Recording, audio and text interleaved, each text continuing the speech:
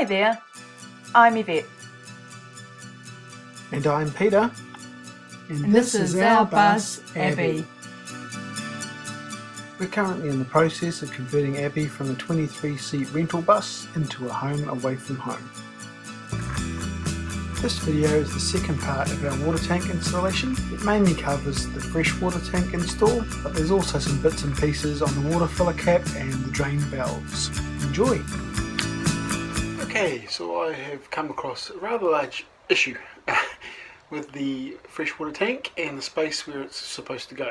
The space itself is okay, the size of it, but getting the tank into that space is a problem. There are too many things in the way. No matter what I've tried jacking up the bus and putting the tank underneath and sort of sliding it in, trying to even roll it into place from underneath a number of different directions, but no matter what I do, it's not going to go.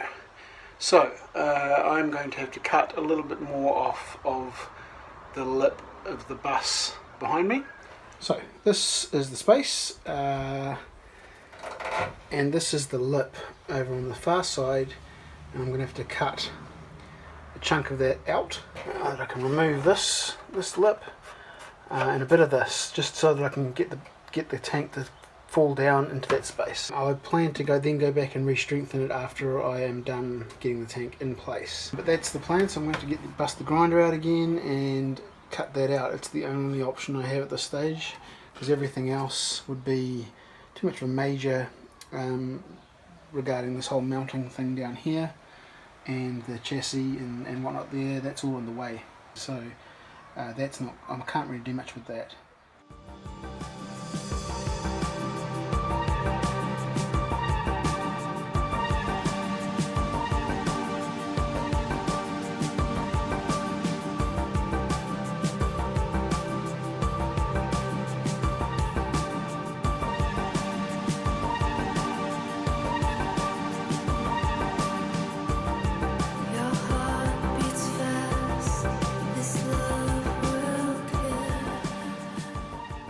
On the freshwater tank at the moment, the installation, and I think I showed you the other day roughly what I was going to have to do with cutting away some areas to make sure that the tank would fit, because it's a bit tighter than the space where the grey water tank went.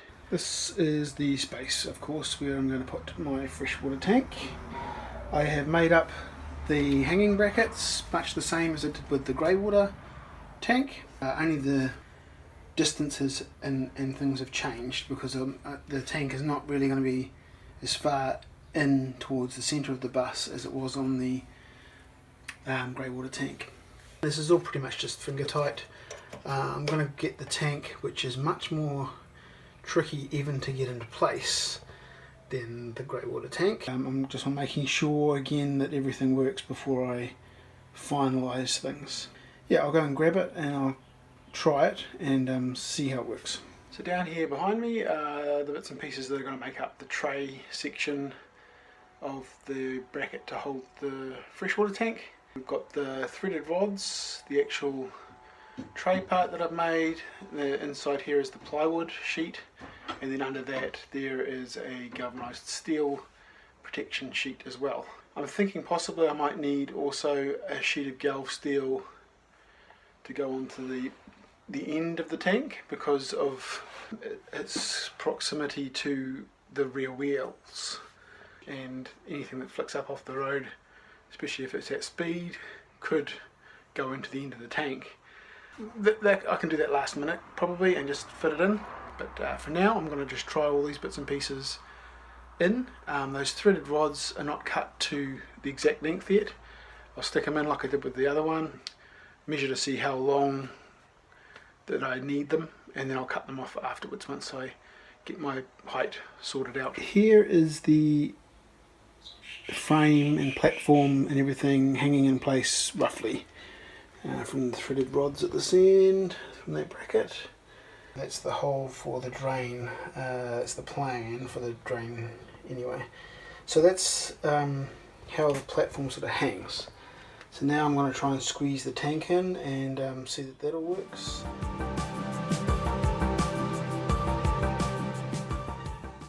Okay, so here he is. This is the fresh tank in position.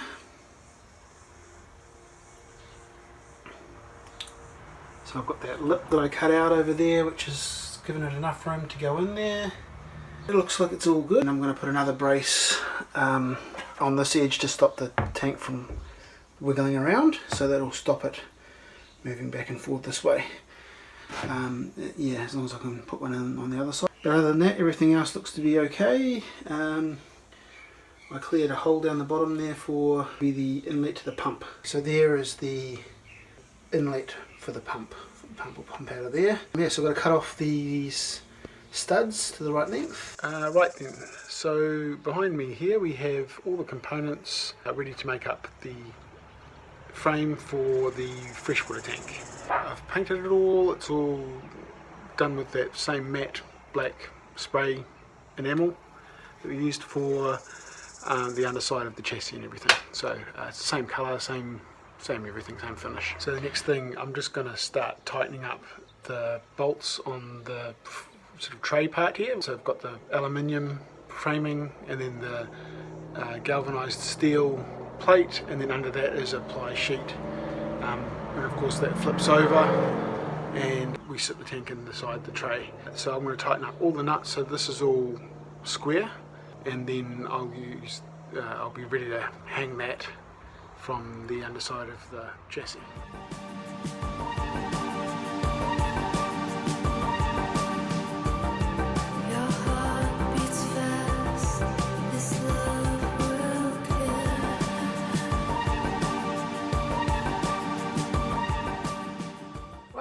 I've got the water tank all ready to go in, all the parts are ready to go, but I thought about it a bit more and I figured that I'll put in my Fiamma water filler cap prior to putting in the tank, so I don't have to work around it and get metal bits and pieces from cutting the hole. I don't want to get them in or on the tank if I can help it, so I figure I'll do this first, get it out of the way, and then put the tank in, and then I can put the hoses on afterwards. It's probably a little easier to do it now than to try and work around the tank once it's in place down here. So my first part is I've marked roughly where I want to get my height. I looked at it on the outside to make sure it wasn't too high, too low. It's probably okay. It's quite a distance away from the petrol cap. There's no sort of issue with that, and I didn't want to hit any of these sort of more solid cross members, so I've marked it from the inside first. And what I will do is I'll drill a small hole where I've got my mark here, and then I'll mark it on the outside from that hole, mark my circle, which is an 80mm diameter circle, and I'll cut it on the outside. Then we should be ready to mount this in place. Okay, this is it. Holes in the bus.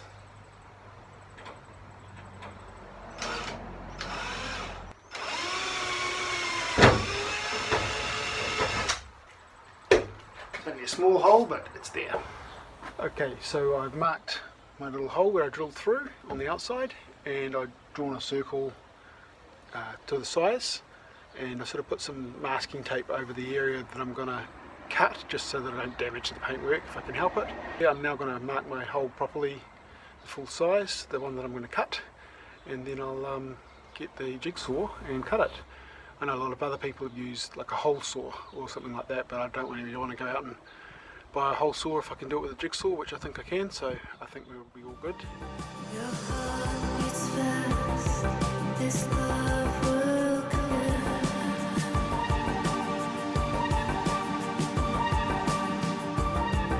As deep as you in deep blue sky.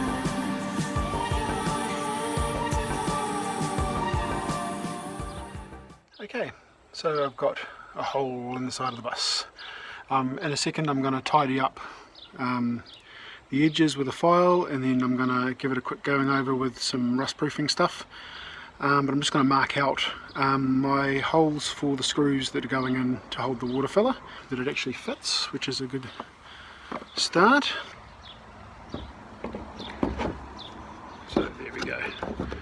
So that should fit. There's a seal that goes on the back. I'll probably also put some silicone on there Yeah, I'm going to mark my screw holes, 3 of them, and then drill those out.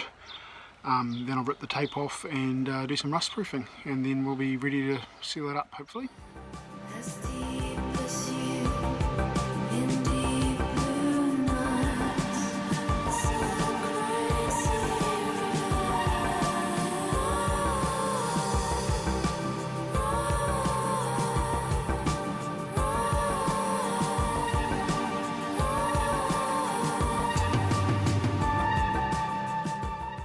So here we are, here's the water filler from the inside. It's that's still drying, the sealant. I've now put all of the frame in and Loctited all the nuts on and everything like that, so it's just hanging there ready to put the tank in for real. Tank's all ready to go. All I have to do really is drop it in and put the final clamping piece on, and then we're pretty much good to go. So here we are in the cold light of day, having got the tank in place. It's all locked in, locked off all the nuts and everything, so there's no, it's a done deal now. It's pretty sturdy. I'll just show you how it looks with everything in the spot that it's supposed to be. So there it is, a freshwater tank. So the last thing I did was to put this strap in to sort of stop it from moving side to side or anything like that. It's got a piece of the nitrile rubber on the back of it, just so that it sort of doesn't wriggle around and sort of buffers it. So I've also got this sheet of galv steel to go in. It's not very thick, but it's just to sort of finish off in here, and I'm going to pop it in there and screw it down and everything, just so it covers everything in and also connects everything back up again, all the bodywork. Although it's not really structural at all, just thought it best to maybe finish it off like that. So I'm going to chuck that in there, and then the flooring will go on top of it to a point. Yeah, and then we'll be just about ready to put the floor back down for the final time and button everything up, ready to go. Righty-ho, so I've now made up this galvanized steel plate with the holes cut out to strengthen the back edge of the tank, where I cut out all this part of the lower wall. Yeah, it seems to work out okay. So that should, well, it helps to sort of keep the flooring off the tank, but also span the gap. Next it was time to hook up the hoses, starting with the water filler hose.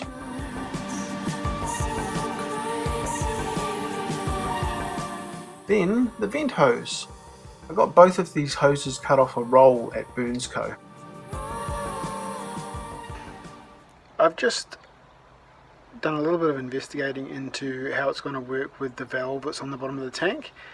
So I screwed the valve assembly how I want it into the spin weld fitting on the bottom of the grey water tank, just to check to see how it would all work.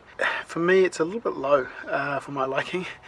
I've checked sort of that against the height on a normal car or whatever, and it's not actually as low as like a standard car. But being that it's the bus and that the wheels are much further apart, I'm a little bit worried that it's going to be too low. You know, when you go over things like a ramp or something like that, that it's going to get real low to the ground and possibly get ripped out. So here we have the bottom of the tank now with the assembly sort of screwed into place here. So I've got this is my Hansen fitting, it's a reducing bush that's inside the tank, the spin weld in the tank, that comes straight out the bottom. And then I've got this elbow which goes into just a straight nipple into the valve, and this is an inch valve, a 25mm valve. And then I've got a plug in the end of that. So that was going to be the idea. But this clearance here is only like about 160 or something like that from the ground. With the valve closed, of course, because it's going to be closed when we're driving, you know, that distance is, yeah, like I say, 160. You know, with it open, it's obviously going to be a bit higher, but that's not going to happen unless we're actually emptying the tank. I've thought about it a bit, and yeah, I'm not really comfortable with it being that low. I'm going to plug this instead and not use this spin weld that's coming out of the bottom of the tank. But that means that I have to make another hole in the tank and find another way to put this setup, this drain in another place. The options seem to be either go and get a new spin well put into the tank, which I'm not really keen to do at this stage. There are some things called Wallace seal. It's like a rubber seal that you cut a hole in the tank and then you push the seal in and then you push your fitting in, and it's supposed to sort of hold the water back without leaking. But I did talk to some people and they kind of said that in a motorhome or a mobile setup, it probably isn't going to work the best. It probably will leak because of the movement, really. Okie doke. I might have mentioned before that I wasn't happy about how low the valves were going to hang off the bottom of the tanks. They're going to be a bit close to the road. I sort of bit the bullet and thought, well, I'll figure out a way to make another hole and put another fitting in and plug up the holes that I had.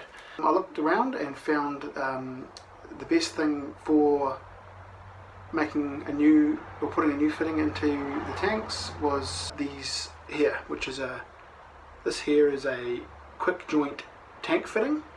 So I got 2 of these. I got them from a New Zealand website, Irrigation Express, who import all sorts of tank fittings and stuff like that, and all sorts of water stuff, so pipes and all that sort of stuff too, so I might go back to them for some other things later on.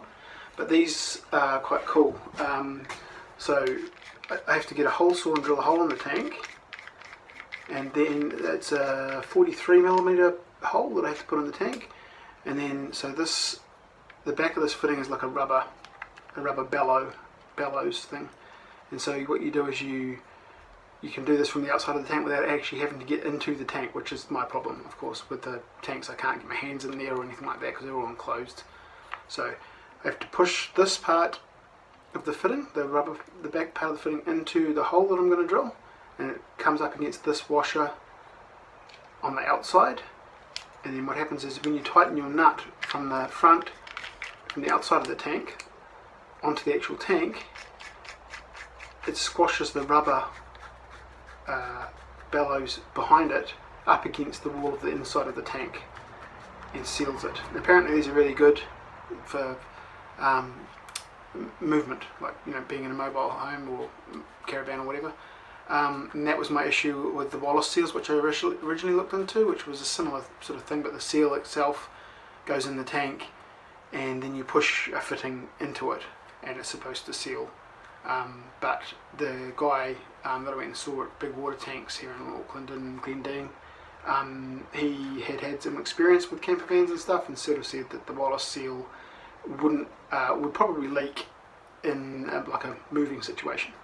But he did recommend these. I'm pretty happy with what these are doing and how they're supposed to work. I've had to sort of figure out exactly how I'm going to do this because my tanks are in place, and when I get my valve on and all the fittings and stuff like that, I have to actually tighten them up. There's to be room, and I have to be able to swing the valve around when I put that on and that sort of stuff. So I've had to take that into account a little bit. So if you're doing this, make sure you check to see whereabouts in your tank you're going to be able to put the fittings and whether or not they're going to be able to go and you're still going to be able to turn them and all that sort of jazz. And that's something just to be mindful of, because once you drill the hole, you are stuck with it.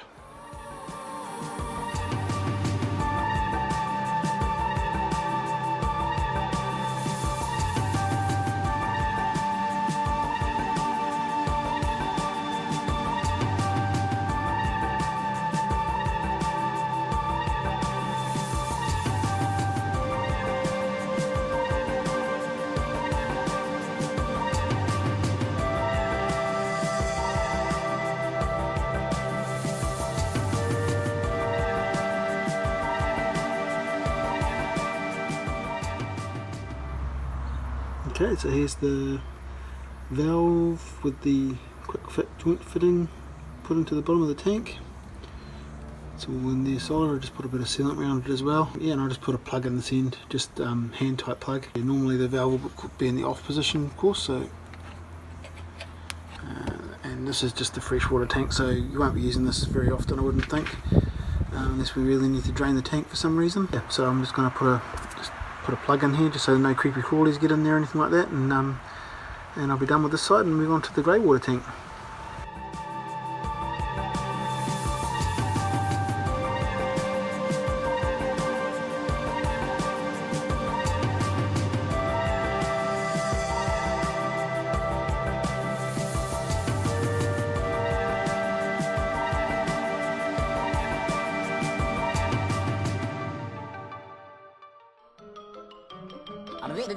That's all, folks.